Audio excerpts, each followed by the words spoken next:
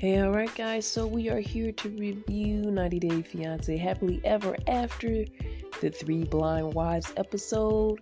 For those of you that don't know, 90 Day Fiance is a franchise that follows real life couples, one from another country, one from America. We just get to see their journey as they try to get their visa, and some at times try to become citizens, and marriage and being a fiance in the 90-day process is what they have to go through in order to get to their point. And now this is Happily Ever After, a spinoff, so it shows a little bit of what's going on after they've either said their I do's or they are about to say their I do's and their relationship is established. So let's get into it. Let's get into some of our couples here. This episode was a lot to unpack. A lot happened. Ashley and Manuel. Ashley is a self-proclaimed witch. She does this as a job. She gets paid for this. Manuel is a Catholic. And, that's very different. At this time, they're in New York. There's some friction between them, as Ashley gets one of her friends that is also a part, I'll say, the spirit realm.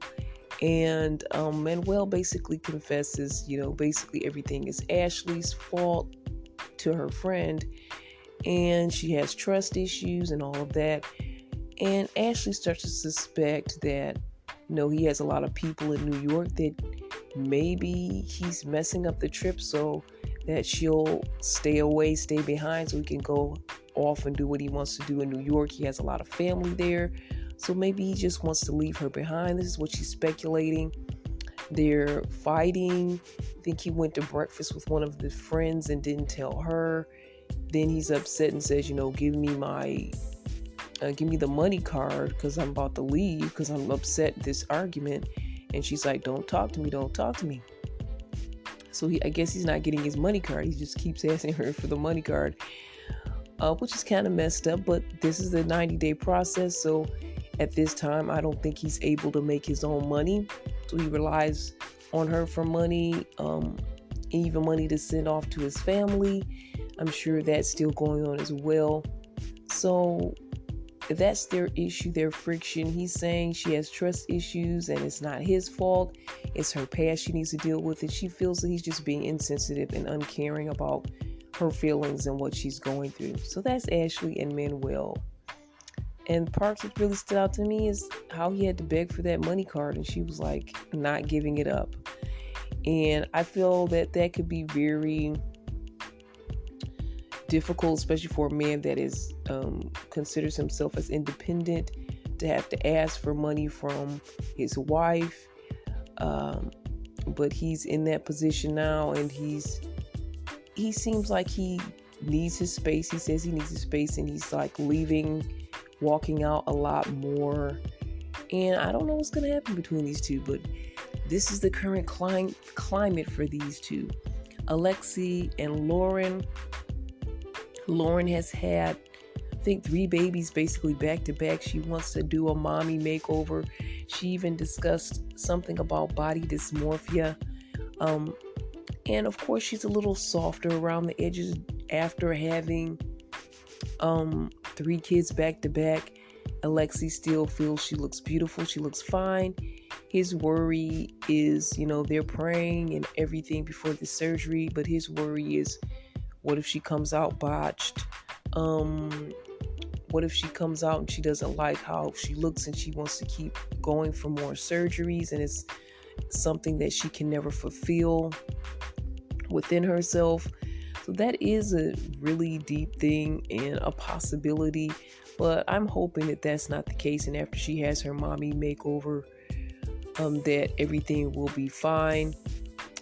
It's funny because he's sitting there while the doctor is drawing the lines on the areas that he's going to work on. He's going to even tighten her neck, tighten her arms, her stomach and ab area, and the C-section area. He's going to work on that.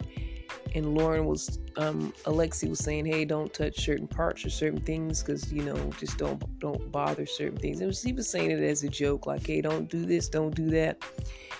And then I think he said, don't give her better abs than me. So he was joking the whole time, kind of keeping it lighthearted.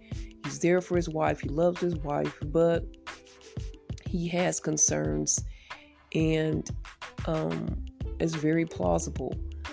So, and she was really feeling bad that she won't be able to pick up her kids for the healing time that she needs to heal, and that she had to be away from her kids for a few days. She was crying before she had to leave, but she didn't want the kids to see that. Very emotional, a lot going on with Lauren, and I'm just really hoping the best for her and her family after this surgery situation, and really just that all goes well. I'm going to go into Gino and Jasmine. Last time Jasmine had celebrated her birthday, and I think the celebration continues there in Miami with Gino.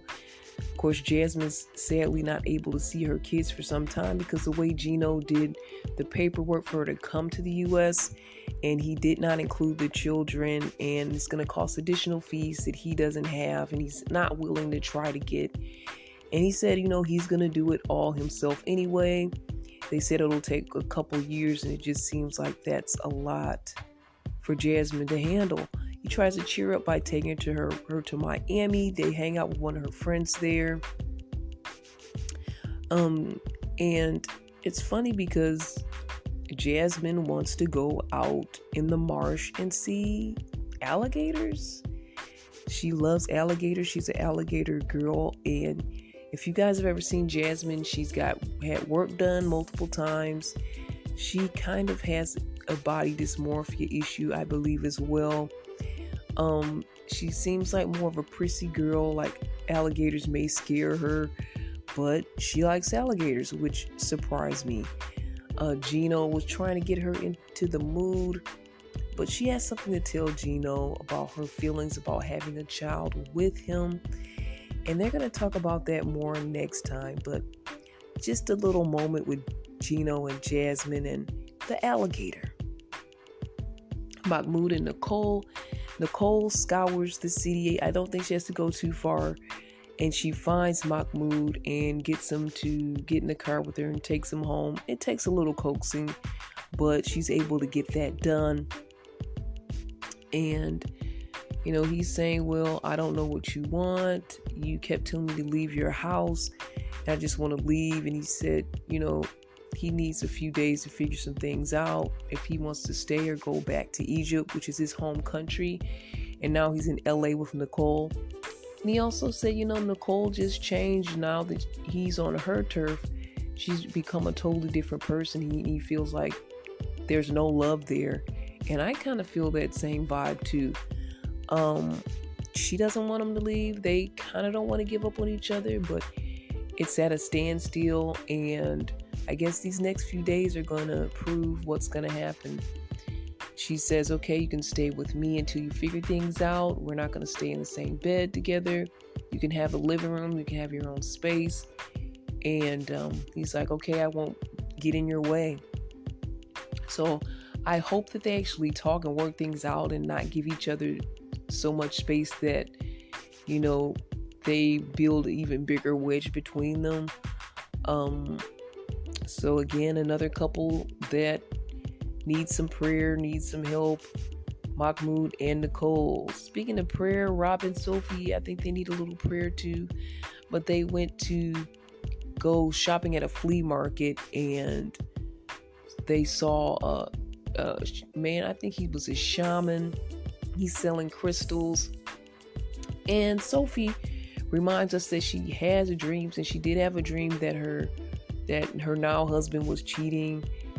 And she looked in his phone and it verified that. So she says she has dreams a lot of things happening the next day. So he recommends certain crystals and he gives them relationship advice.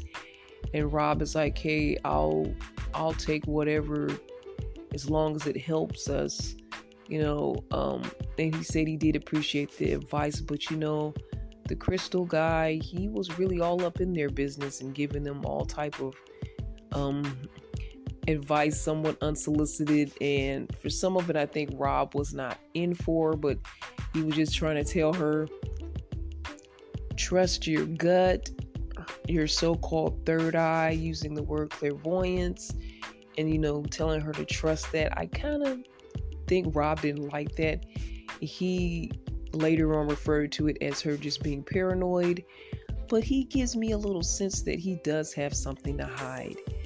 Then later on, Sophie tells her mom that there was another phone ringing in their bedroom, or buzzing or vibrating or whatnot, and he's saying it's not mine. She knows it's not hers.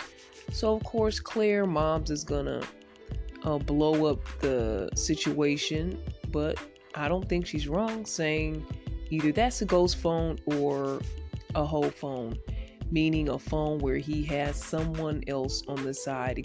Excuse my language, just saying it the same way that she said it, but yeah. So it's either a ghost phone or that other kind of phone, but Sophie's looking around the house trying to see if she can find this mystery phone, and the one place she's thinking he could leave it is behind the spiders. He has a bunch of pet spiders, so she's trying to check behind there. At first she didn't really want to believe, he had an extra phone like that, but Claire's saying, you need to realize that that wasn't a ghost phone. There is a phone and you have to find it.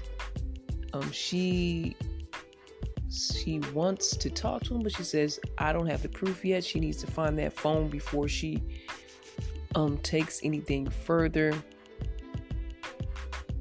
And so we'll see if she confronts him or not, but they're trying to work things out, and this ghost phone is not making things any better. Carlos, Thais, and Patrick. Carlos is Thais' dad. They're all back in her country, and Carlos is still bitter with Patrick because he did not formally ask for his daughter's hand in marriage. He was not able to participate in the wedding ceremony, of course, even being in his own country. And Thais was also kind of blocking it too. She was afraid to even tell her dad of all the information, and Patrick was trying to push her into doing it, but she was basically saying, no, we're just going to do it this way. She wasn't really sure if she was going to marry him, though they were engaged. So now it's 2 years later. They have a grandchild, and Carlos is happy to see his grandbaby, his daughter. The bonding moments were really great, but still he has a wedge between him and Patrick. And Patrick says he's going to work on making it up to him, showing him that, he is providing a good life for his daughter and his granddaughter. Carlos at the time's like, hey, you guys need to apologize. Thais does so, but Patrick says, I'm really just going to show you that, I'm taking care of your daughter and your granddaughter, and we're going to have our man-to-man conversation. And Carlos is saying if he doesn't do that, you have a few days.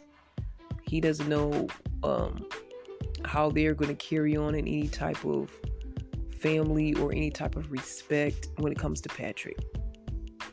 So that's the rundown of the whole situation of a 90-day fiance happily ever after. A lot went down, a lot to unpack. When it comes to Rob and Sophie and crystals, I don't believe in crystals. I follow Jesus, but I do believe that people do have, and God has gifted people with extra senses, and Sophie may definitely be that person, since she has had dreams on the show. She says she's had dreams other times, and I agree with this crystals guy, even though again I'm not into crystals, but he was basically telling her to trust her gut and was giving her advice and giving them both advice, and he was like really all in their business. So I was very entertained by this guy from the flea market. He kind of stole the show at that moment and insinuated himself in their relationship. On some level, I do think that they really needed that. But Sophie says they might need a little more than crystals to work on their issues, and I do agree with that. At the end of the day, but that's the rundown. Everything's complicated. Everything's a little bit messy. There's things to work out. Happily ever after is not something that's going to happen overnight. And this is the lesson that we learned from this franchise, from this spinoff of 98 Day Fiance, that it's going to take work. It's going to take time. It's going to take understanding. We have family members involved. We have life dramas involved. We have trying to become a citizen, trying to get used to a new culture, a new place, a new way of life, and even a new lifestyle for those that are used to living a certain way and doing their own thing. Now you have to be in a coupled situation basically almost all the time. So how do you react and how do you live with that? Happily ever after, it takes work. It's not the fairy tale that we thought it was. It's not the Cinderella stories that we thought it was. And a lot of times we don't get to see the aftermath of happily ever after. And that would be a fun thing to see if somebody showed, the aftermath of those happily ever after fairy tales. And in real life, this is kind of what it is. It is what it is. Again, always wishing all the couples the best. Rooting for everyone. Next week, they're going to get it more into Big Ed and Liz and their situation. So we'll see how that goes down. Not looking too good. But any thoughts, comments, questions, you guys can always connect with me anytime. This is Irene, Faith, Love, and Trends. Email me at cbiztv@yahoo.com. That's cbiztv@yahoo.com. All the best. God bless.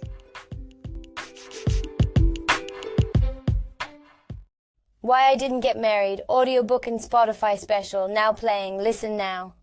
Visit cbiztvmedia.com/single-christian-girl. Thank you. Body and Soul by London Doris Harris Washington Health and Wellness Booklet. Get your copy online today. Go to londondoris.gumroad.com/l/cziom or email londendendORIS@gmail.com.